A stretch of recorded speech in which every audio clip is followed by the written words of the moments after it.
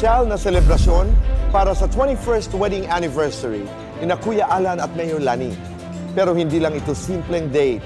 May mga kaibigan silang magbubuking ng masasayang sikreto at nakakatuwang kwento tungkol sa kanilang pagsasama.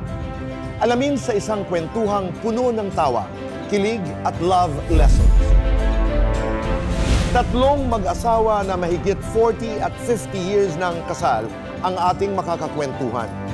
Ano ang sikreto ng kanilang pangmatagalang pag-ibig?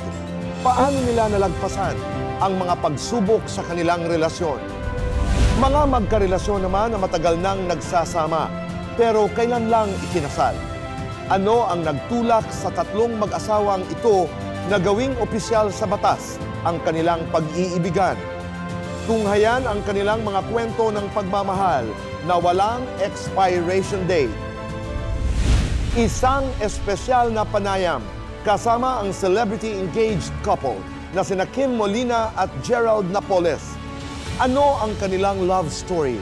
At paano nga ba naganap ang kanilang sweet at nakakakilig na proposal?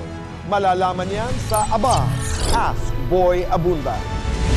Isang programang may pag-ibig, tawanan at legal na kaalaman. Dahil sa huli, love rules. Dito sa Cayetano in Action with Boy Abunda. Ito ang tanong ng Pilipino. Dito sa Cayetano in Action. Ang una nating katanungan ay tanong mula kay Jeff Baliedo ng Zambales. Meron po akong kakilala na mag-asawang nag-file ng annulment. Pero sa tagal po nung kaso ay mukhang magkakabati uli sila. Pwede po bang ma-withdraw ang kaso ng annulment na na-file na? Kuya Alan? Pwedeng-pwede. Ang spirit ng ating batas, sa konstitusyon man o yung ibang mga batas, ay proteksyonan ang institution of marriage, ang pamilya. Kaya kahit anong pag-asa na magkasundo yung mag-asawa, we have to take it, no? So kung hindi pa final at gustong i-withdraw at gustong mag-reconcile magkabate, hindi lang pwedeng itong i-withdraw.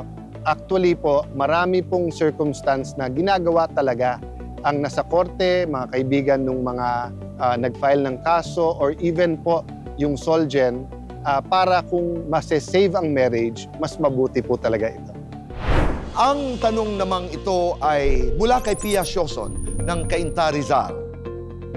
Sabi niya, matagal na kaming magka-live-in ng partner ko. Okay naman ang aming pamilya. Ang tanong ko po is, may mga legal advantages o benefits ba kung magpapakasal pa kami? Kuya Alan? Sige.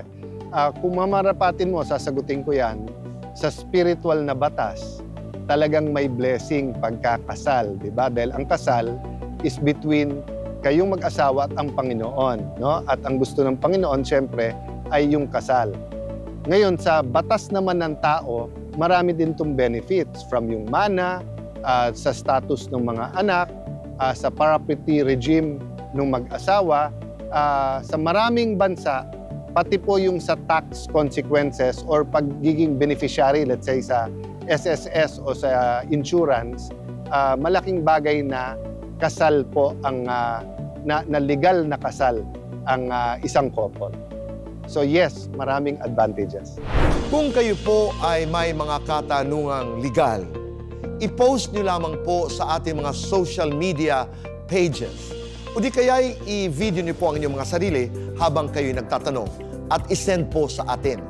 Dahil ang tanong ng Pilipino, sagot ng Cayetano in Action with Boy Abunda.